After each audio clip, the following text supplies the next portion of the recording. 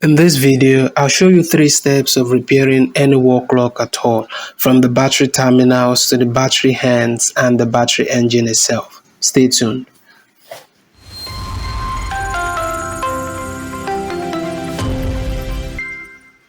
This is an old wall clock that is not working at all. The battery terminals are rusty and old, and the battery has leaked into the battery terminals.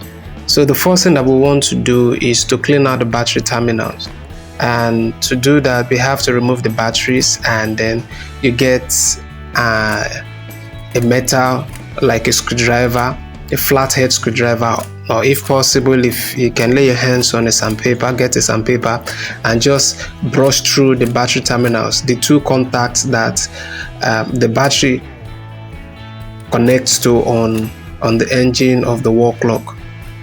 So we're just cleaning out generally. This will scrape out any rust buildup around there that is making it impossible for the battery to contact the engine.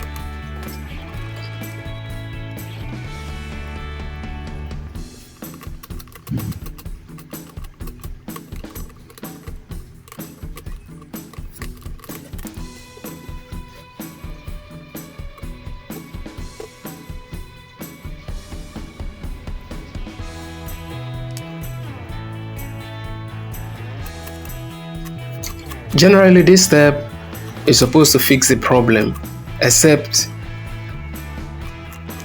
the wall clock has complicated issues, which we are still going to deal with in this video. Ordinarily, cleaning out the wall clock with a metal piece, cleaning out the battery terminals is supposed to resolve the problem. But if that doesn't resolve the problem, I'll take you through step 2 and step 3. This will be able to sort out any other problem that might come up with any wall clock at all, no matter how old the wall clock is. This video will be able to show you how to fix all of them. So after cleaning it out, you try it with your battery again. If still not working, that means there's 1 or 2 spots on the terminals that is still covered with rust, so you can remove the battery and clean it again.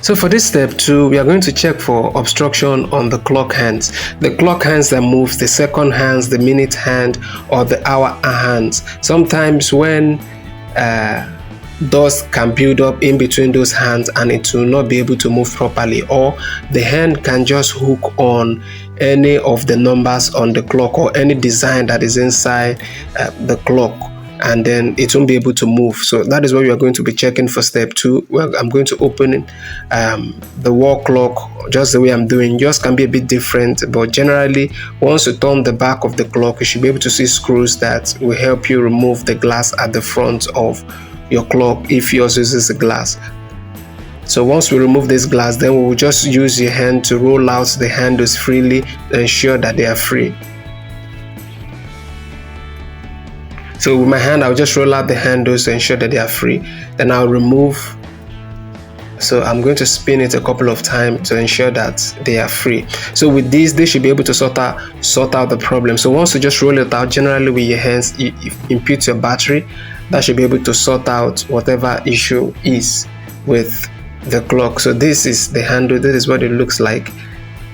So I'm going to clean out the handles also, just to be sure that there is no particle or dust build up on it that has made it impossible for it to spin freely.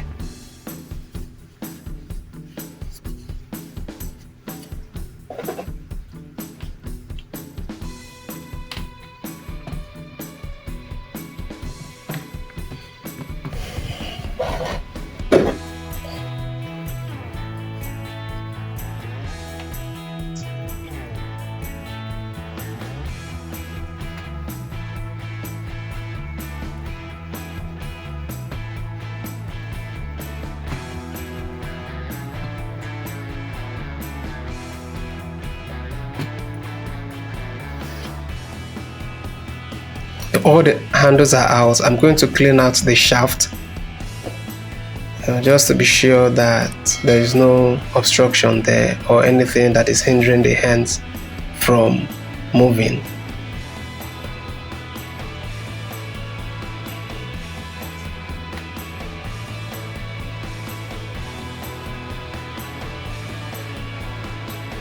So for the next step, which is the step 3, we are going to be working on the engine. I'll show you how to fix the engine if the engine is bad.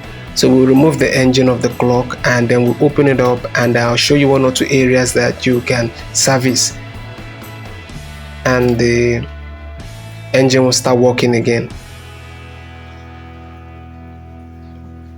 So these engines are different. So the engine from one clock might not work with other clocks, but generally most of the clock out there today uses the same kind of engine. But if yours is a bit different and you can't get it easily in the market, I'll show you how to fix this. So what we're going to be doing is to open up this engine, and then I'll show you how to clean out the contact on the engine itself. So to open the engine, just get a flat screwdriver and then just pry open the cover by the 2 sides. And again, yours can be a bit different, so just look. Generally, you should be able to see a way to open up the engine. You can see that we have a lot of rust, and then be careful with the gears. Ensure you put them exactly the way you found them. If possible, you can just take a photograph of what the gear looks like, so that you'll be able to fix it exactly the same way when you're removing it.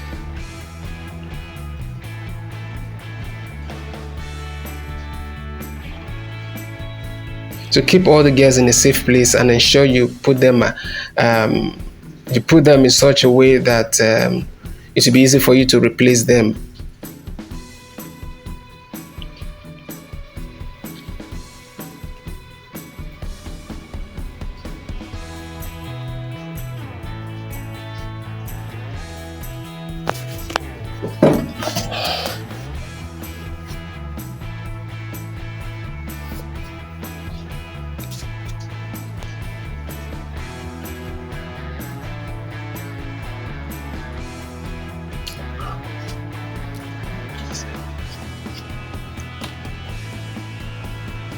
So I am going to try the battery.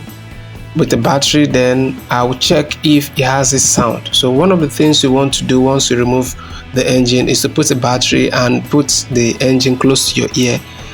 Check if it's making any sound. Is this clicking sound it makes? That shows you that the engine is fine and is working. So you have to look at other areas where you can work on.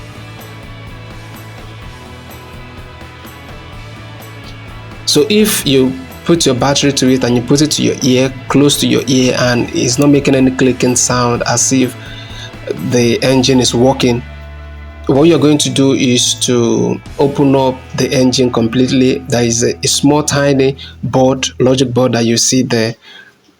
The terminals on the board might have rust on them. I'm going to show you how to clean out those rust also.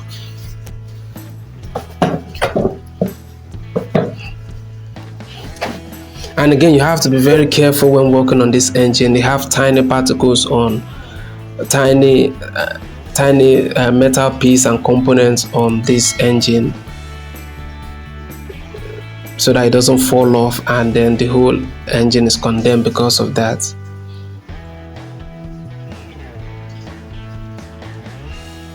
But after trying out this fix and you still can't fix it, you can just go to shops that sell clock components. They should be able to have another engine for you. We have 2 kinds of engine. So there's one with a shorter shaft and there's one with a longer shaft, depending on the kind of shaft that your own clock is using. So you have to watch out for that. Check the size of the shaft. Don't just go into the market and buy any engine of any clock like that. You need to check the shaft.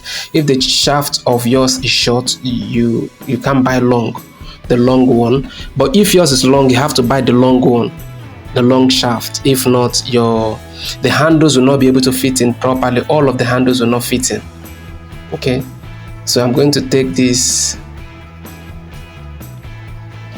engine apart now and then clean out the contacts on the logic board inside.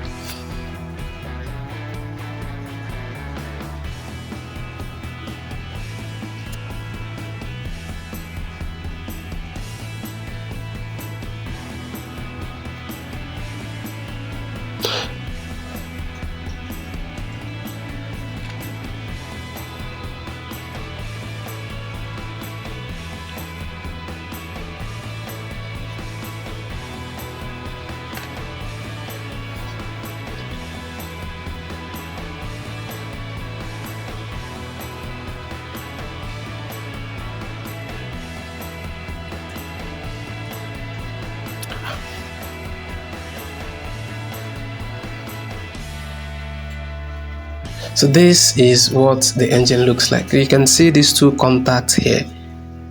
So if there is carbon or rust stains on them, the engine will not work. So these two engine is where the battery terminals connect to. So if there's rust on it, or debris on it, or dust on it, or carbon stains on it from the battery, it will not work. So I'm going to clean it out. You can see with my screwdriver, flat hair screwdriver, I'm just gently scratch out any rust or stains on them. So if you do this properly, correctly, and the engine is free, it should be able to work without any issue again.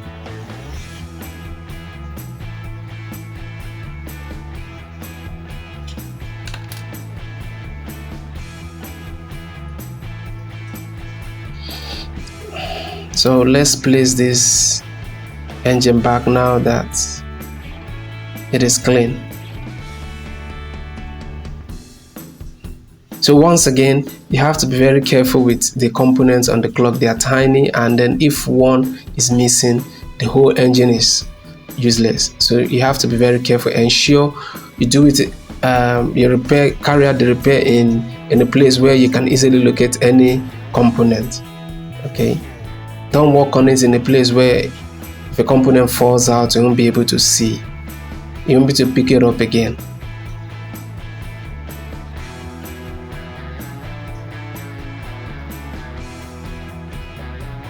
So this engine is fine now and is working the way it's ought to work. So the next thing we're going to do is to couple everything back, and the wall clock is back. So with this fix, you can be able to fix any wall clock at all, no matter what the problem is. This should be able to sort out any wall clock. And if after this the engine still didn't work, you can just go ahead and get another engine for your clock. So let's couple it back and see what it looks like.